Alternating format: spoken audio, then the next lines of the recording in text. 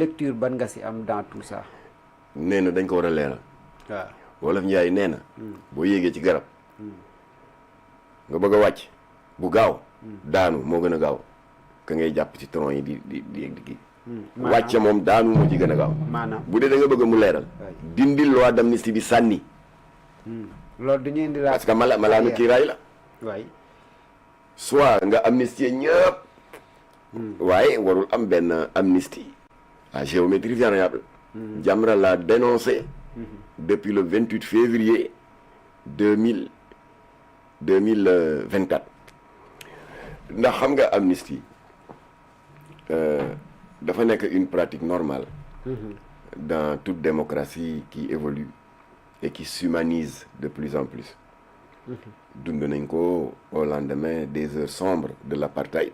oui bi yàlla dogalee Afrique du Sud ak fi ñu jaar yëpp ni mu mettee ci apartheid ak stigmatisation noire yi di leen xañ seen ak ak seen yelleef duñu leen jox liggéey bu baax ñi raxas duus yeeg bale mbedd yi lu baax yëpp blanc yi yor ko ñëpp dund nañ ko. alors ba leen yàlla dimbalee ba ñu génn ci apartheid ba pour la première fois dans l'histoire de l'Afrique du Sud ñu am le premier chef d'état noir mu di Nelson Mandela. Mandela nekku fi di déclencher chasse aux sorcières allez leen rëbb xam nañ ku ci ne foo dëkk. Mandela lan la def eh bien dañu voté benn jataay bu ñu tuddee vérité et réconciliation. oui vérité mooy justice réconciliation mooy peuple bi nañu àndaat joxante loxo liggéey. mais mënoo dëkk ci rëbb dëmm dëkk ci chasse aux sorcières ak vengeance. vérité et réconciliation alors terewul nag y a eu des procès ñi nga xam ne jàpp nañ leen dans des crimes avérés. ñu jaarale leen cour d'assises ñu am ci daan yi ñu am yañ ci am. en 1994 tamit suñu mbokk rwandais yi dund nañ lu mel noonu. ndax foofu tam gisoon nañ ko lii fitna bi parce que jamono boobu réseaux sociaux amul mais y avait une chaîne de radio communautaire bu ñuy wax rajo Mille Collines très influente dans beaucoup de pays d'Afrique centrale moo indi fitna ji ca population Rwanda daal di yëkkati xolu les Tutsis pour xiirtal leen ñu jàmmarloo avec les Hutus.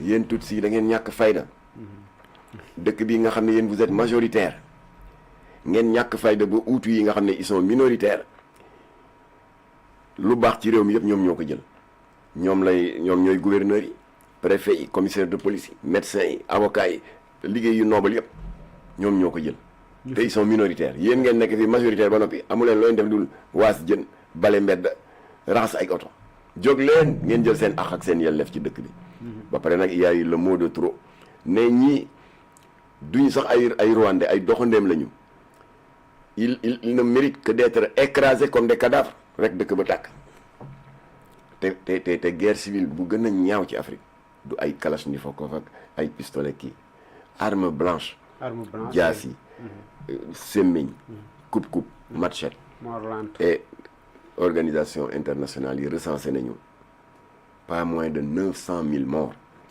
waaye d'autres ONG indépendantes yu mel ni Human Rights Watch évalué nañ ko à plus d'1 million. simplement ndax un langage satanique yi jógee comme que réseaux sociaux amul woon ci rajo Mille Collines moo taal dëkk bi ñooñu tamit ba ñuy jógee ci natt bu metti boobu dëkk bi taxawaat am gouvernement Paul Kagame ñu tabba ko et cetera moom tamit dafa def ni Mandela defoon kooke benn jataay boo xam ne vérité et réconciliation il y a eu des poursuites judiciaires ñi nga xam ne vraiment il y a des preuves avérées que ñaawte fi ñi def jéggi na dayoo waaye réconciliation la ñu mujjee entre Hutu et Tutsi. Bassirou Diomaye Faye loolu la wax dafa ne waxuma ne justice du am na ñu koy toppatoo ce qui est vrai ci wàllu crime de sang yi am na ñuy toppatoo justice ci wàllu reddition des comptes mu di la PJF le PJF le pôle judiciaire financier d'excellents magistrats entourés d'experts ñu ngi di ci liggéey seen liggéey mooy lan di rëbb détournement yi rëbb les blanchiments de capitaux et même les trafics d'influence mu ngi jur ay njariñ. Il y a eu des interpellations, il y a eu des gardes à vue, il y a eu des mandats de dépôt kon ñoom ñu ngi liggéey kon nag ay magistrats yu compétents lañ nañu respecter seen indépendance ak seen souveraineté. ñu bàyyi leen ñu liggéey te ku nekk yem sa place. alors looloo tax nag mu ne nag yem sa place nag mooy ñu dellu ci la nga xam ne moom la ñu sénégalais yi di xaare les urgences. urgences yi lan la ba léegi y a des localités à Touba et ailleurs ndoxu mbënd mi. mu nga fa taa ba léegi demul. yooyu ci urgence yi la bokk. urgence yi mooy lan mooy ceeb bi cher na diwlin bi cher na et cetera dégg naa temps yi sax am na yu ñuy wàññi tuuti. yooyu ci urgence yi la bokk. urgence yi moo di defoon nañ fii du 26 mai au 4 juin assises yu am solo. Bassirou Diomaye Faye nous a fait l'honneur de nous inviter ñun Jamra mu di les assises de la justice ba mu jeexee il y a eu 40 recommandations. yu professeur l'éminent constitutionnaliste professeur Babacar Gaye yóbbu jox ko le président Diomaye Faye waaye ba léegi ña nga xam ne ñooy destinataire u recommandation yi pour mën a légiférer ci loolu jotaguñ ko muy assemblée nationale. yooyu ci urgence yi la bokk parce que am na ci 2 points litigieux ci 40 points yi lu mat a leeral la.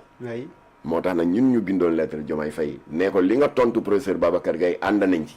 ba mu lay jox 40 recommandations yi nee nga vous ne validerez avant ñu di ko jox Assemblée nationale que les recommandations qui ont fait l'objet de consensus.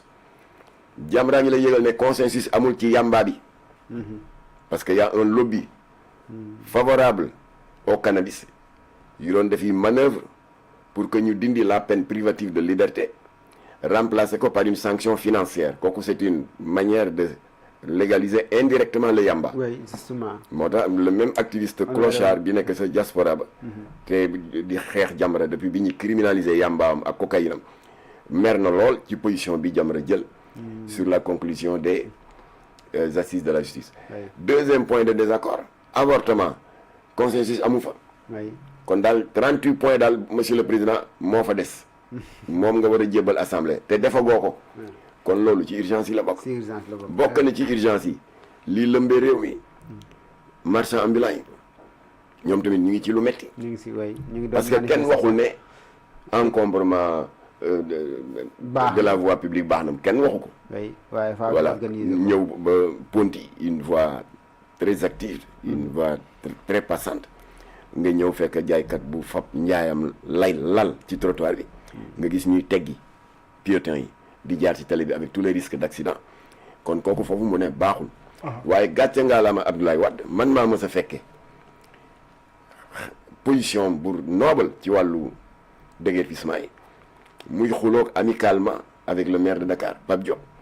réunion la woon fekkee naa ko parce que Abdoulaye il avait quand même la dignité ses alliés daf leen daan associé dans certaines prises de décision importantes ba ñu toogee mu daal di taquiner Pape Diop monsieur le maire de Dakar ne ko Pape Diop vraiment yaa ngi góorgóorlu désencombrement humain bi parce que gars yi des fois ni ñuy occuper espace public dafa jéggi dayoo mu ne ko waaye li ma d'accordul mooy ngeen di déguerpir ñoo xam ne vous n'avez pas d'endroit où les recaser. c'est de recasement yi. te loolu moo am